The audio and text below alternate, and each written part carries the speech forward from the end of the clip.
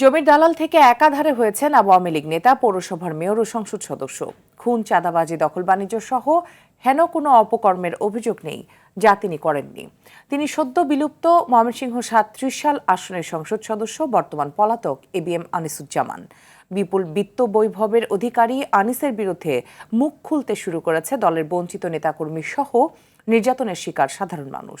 ময়মনসিংহ থেকে মোজাম্মেল খোকনের তথ্যচিত্রে রেজওয়ান শরীফের রিপোর্ট।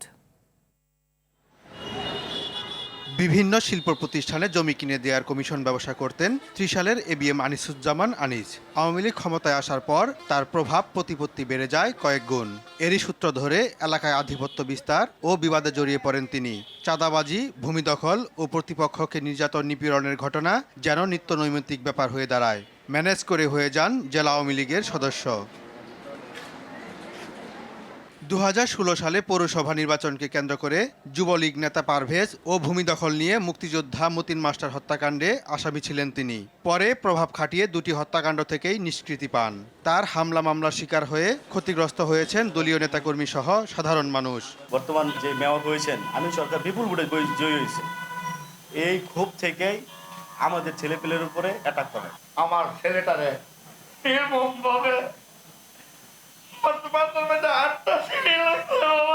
বাইনানামা দলিল করছে, ওই দলিলের ভিত্তিতে সে জায়গাটা দখল করে নিছে। ওই জমি বেচছে, জমির দালালি করছে, নিরীহ মানুষের জমি দখল করছে, এইভাবেই উনি উঠছে। ময়মনসিংহ শহরে রয়েছে তার বিলাসবহুল মেয়র টাওয়ার সহ নামে বেনামে প্রতিষ্ঠান, গাড়ি ও জমি। অন্যের জমির পাশাপাশি নদী ও পৌরসভার পুকুর দখল করে গড়ে তুলেছেন মার্কেট। আমার বিরুদ্ধে যারা যাইবো আমি তাদেরকে দেখবাম, এভাবে নানান হুমকি টুমকি ভয়ভীতি দেখাইছে। অবশ্যই আমি দাবি করব দুদক সেটা তদন্ত করবে এবং নতুন করে ফাইল ওপেন করে তাকে আইনের আওতায় নিয়ে আসবে। ২০২২ সালে তার বিরুদ্ধে জ্ঞাত আয় বহির্ভূত সম্পদ থাকার অভিযোগে তদন্ত করে দুদক। পুনরায় কোনো ধরনের দুর্নীতির অভিযোগ পেলে ব্যবস্থা নেওয়ার কথা জানান এ দুদক কর্মকর্তা। এটা তারা কিভাবে কি করছে এই জিনিসগুলা দেখতে হলে তো অনেক সময়ের ব্যাপার। আমার মনে হয় যে এটা নতুন করে একটা অভিযোগ আবার দেন।